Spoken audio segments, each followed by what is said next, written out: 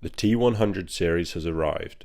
The first of 8 races takes place in Miami with some of the best triathletes in the world lining up. A weaker than expected field with some late withdrawals, but there are still 5 of the top 10 ranked athletes on the start line. World champion Lucy Charles-Barkley headlines the field as she returns from a calf injury, and she's joined by Kat Matthews, Emma Pallant-Brown, Paula Findlay and Daniela Ryf as the pre-race favourites. Charles-Barkley is the best swimmer in triathlon, so is always one to watch in the swim, but with Lucy Buckingham being added as a wildcard, she was expected to have company on the swim and bike.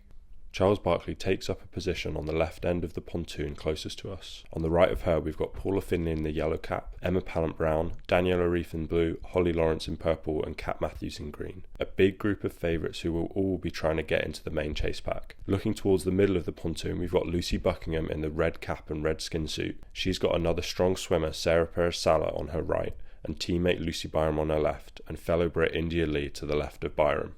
As they dive in, you can see it only takes a few strokes for Charles-Barkley to break away as she gets out super hard. Paula Findlay in that yellow cap tries to jump on her feet but falls away.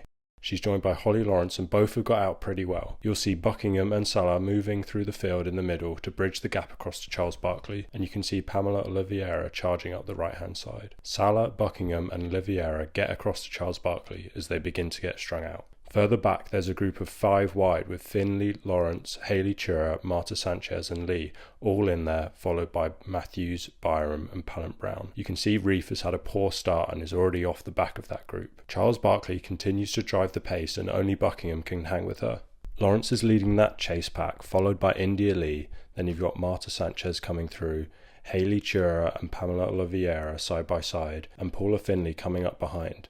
But they've dropped the rest of the group, so Byram and Matthews have fell back into their own second chase pack. Disappointing for Kat, who would have had her eyes set on that pack, but Findlay and Lawrence's swim looks on point for the first race of the year. Through the Aussie exit, the 2 Lucys had a gap to Salah, who was isolated, and a 35-second advantage over the main chase pack. And with another 30 seconds back to a second slightly broken pack with Byram, Matthews, Ryf, Pallant-Brown and Jewett. Over the second half of the swim, the chase pack picked up Salah and the second pack formed more closely, but these groups remained relatively consistent as the Lucys extended their lead at the front to a minute, exiting the water together. As Charles-Barkley and Buckingham jumped onto the bike, the 7-strong chase pack came out of the water a minute down, Findlay, Lee and Lawrence all in there. Then as the chasers exit T1, the second chase pack come out of the water led by Byram, with Matthews, Ryf, Jewett and Pallant-Brown in tow. They lost over a minute to the main chase pack, a surprise considering the majority of this group swam with Findlay and Lawrence at 70.3 worlds last year. Charles-Barkley was setting the pace up front for the leaders as they already began to lap athletes. Lee and Lawrence broke away from the main chase pack and started to make inroads into the lead, with Findlay and the rest of the chase pack that came out of the water together falling back to Byram and Matthews. Byram led that pack with Kat Matthews.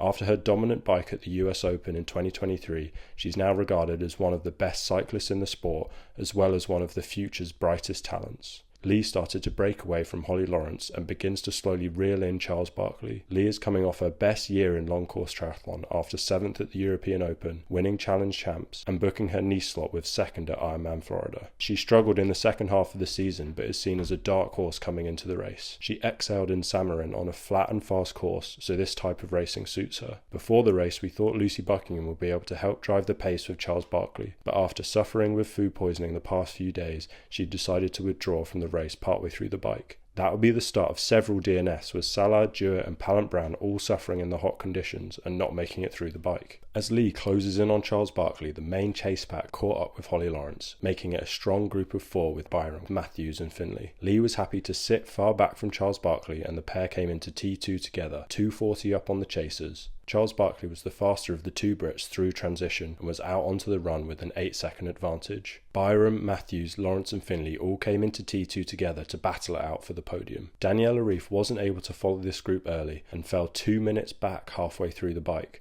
However, she rallied, riding unbelievably strong over the second 40k to reduce that gap to 30 seconds by T2. Charles-Barkley extended her lead through the first mile to 16 seconds, but India Lee gradually picked up the pace and began reeling her in just like she did on the bike. Byram led out the chase pack, followed by Matthews, who quickly pulled up clutching her calf. She said post-race she tried to convince herself it was cramped, but she knew she'd torn it and decided to step off the course. Gutted for her, as it would have been an amazing battle with Lawrence to make the podium. Just hope she's back and ready to go for Ironman Texas in April. Lee caught up with Charles Barkley and made her move early with 12k still to go. The Brit comes from a running background but is in the midst of the best run of her career. Over the next 2k she broke away and established a small 10-second advantage, and that gap continued to grow as she was the fastest mover on course. In the battle for the podium, Holly Lawrence overtook Lucy Byram early in the run and wasn't looking back. She had a 1-minute lead over Finley in 4th and a further minute to Daniela Ryf in 5th,